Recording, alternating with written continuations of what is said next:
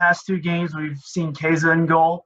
What prompted you to make that switch, and what have you liked from her so far? We're very fortunate that Maddie and Keza are two top-notch goalkeepers. With COVID and just how everything kind of played out, Keza wasn't given an opportunity. So we as a staff, I wanted to see what Keza was able to do in net. She's been working really hard, and I think that Keza has really shown us how aggressive she is, and how effective she can be. So I think it's you have two goalkeepers and each one has strengths, and sometimes in games, depending on what our opponent's going to do, you want to look at that, but you also, as I never knew what Maddie can do in a game, I really haven't seen Keza in a game either. So I've had two goalkeepers that presented some inexperience, and I think it's been in our best interest to reward both of them. Next question belongs to you, Matt. Go ahead. Coach, Stephanie Ferrer Van Ginkel has always been, a very exciting, creative player ever since she arrived. I think the question was just, could she do it every week? How impressed are you with the way she's added that consistency to her game in her senior year? I've talked about this with, there's a process, and my goal is to make sure that I am maximizing every athlete's fullest potential, and I can't, and I won't, and it never just takes me. So I am so proud that the progression that you're seeing it, and you're seeing all her hard work that's paid off, and you're seeing how effective, she has become for this team. And it's been a definite hardworking, physical, tactical, technical, but now it's a mental piece. And she's such a mature soccer player, footballer now. It's exciting to watch. Coach, how about this game on Friday night at Oklahoma? Another road trip, always tough in this league. Just what are your thoughts going into this one? Yeah, the parity in our league right now is, a conference that you want to play in. You want to play in a conference that really shows the nation how deep we are, but also how effective and successful each program is. I mean, OU has been in every game. Their record doesn't necessarily reflect, what they're doing. And, they've had a coaching change, and, the coach they have now is, has a ton of national team experience. He's coached youth national teams. So they're a tough team right now, and it's going to take a lot to beat this team at home. Go ahead, Sam. Oklahoma, they obviously struggle to score, but it looks like they throw a lot of shots on net. They're getting the chances that they may or may not want. Is that something that kind of scares you, and what can you do to kind of counter that? Absolutely. They're very dangerous. They're a very dangerous team. They have very talented players. And as we all know, scoring isn't easy. So they're definitely getting themselves in good position. And we just have to make sure we're, putting ourselves with good pressuring spots on the ball and making sure that we're squeezing space, because they can move the ball and create scoring opportunities. And I think that we just have to be very disciplined in our defensive shape. And I think going in there, we know that they are very dangerous, and it's just a matter of time with a team like this. So we can't give them time and space on the ball. Okay, Matt, you're next. Coach, I know there's a lot of confusion with everyone right now over what sort of the spring will look like, but from your understanding, what kind of thing can we expect to see from WVU women's soccer in terms of their scheduling and the NCAA as a whole in that spring season? That is the $1 million question. Honestly, I wish I had an answer for you. as I will say to you, be patient, because that's the same advice I give myself. All I know is that we're allowed 20 games. So if we play 9, that means we have potentially 11 left to play. It's gonna be very interesting with, what is it, the 4 conferences playing right now, and how that's all gonna integrate and make sense.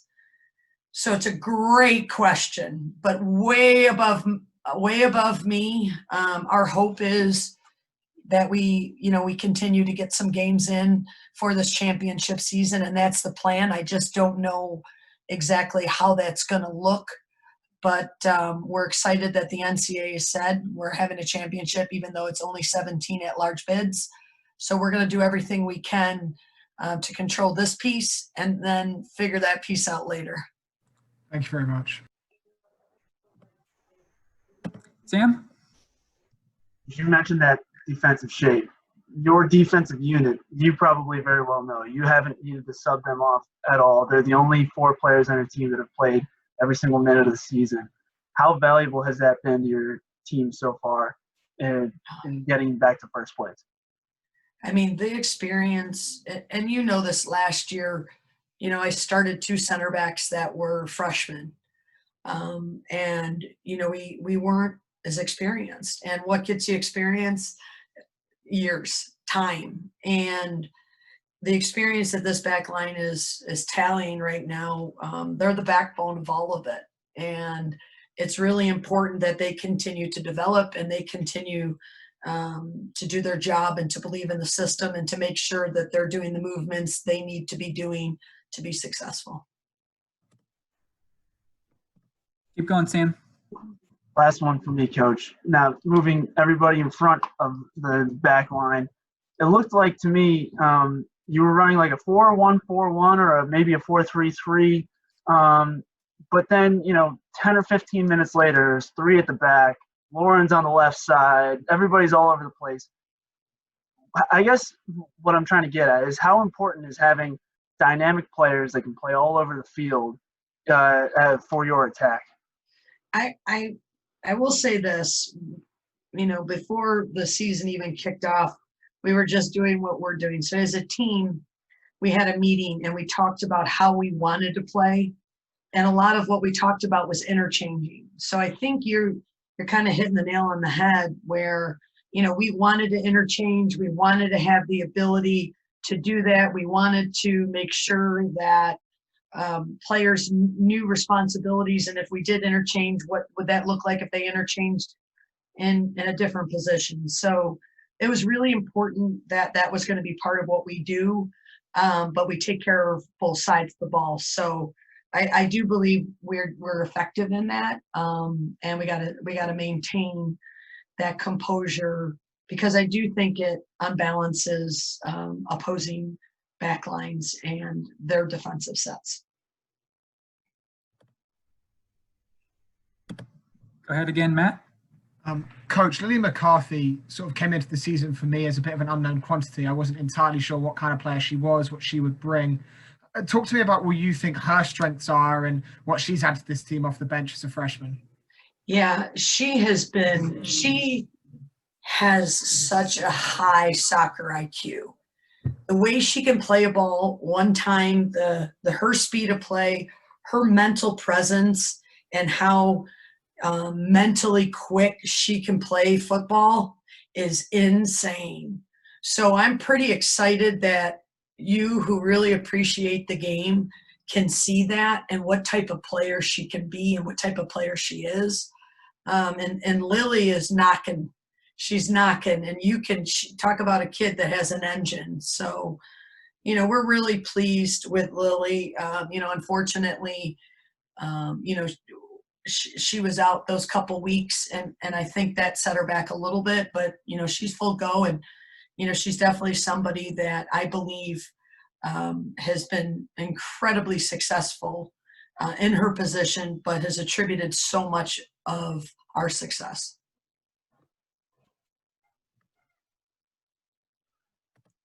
Okay, Brendan, go ahead. Hey, Hey, Coach, quick question on Lauren. Could you give us her progress since she's come back from her injury and just how much she has meant to the team going forward? Yeah, so she is a co-captain. So just her ability to be a great teammate is her platform. And then, coming off of, now this is her second ACL. She came in with one out of high school. And I think Lauren hasn't missed a beat. If anything, she's gotten tactically better and mentally more tough because of it.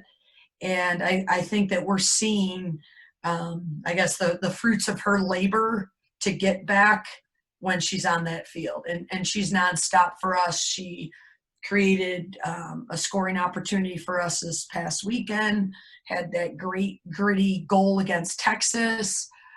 So I'm thrilled at the mentality that Lauren came back with this knee. Thank you, Coach.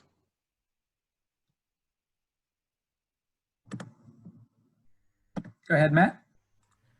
Coach, obviously we're only two-thirds of the way through the season, and you'll be looking to take things a game at a time. But this West Virginia team are top of the Big 12 at the moment. And, there's 3 games left, 2 massive ones as well against Kansas and TCU. I was just wondering how important the players that have been there before in this team are, like Grace Smith, like Lauren Sagana, and like Jordan Brewster, as we come into this run-in towards the end of the season. And, coaches will tell you this all the time, that experience and leadership, especially coming from within, is so valuable. And for them to be able to say, hey, look, we've been in this position before. This is what we need to do. Make sure you're, focused on the process. Make sure we're doing this. Make sure we're doing that.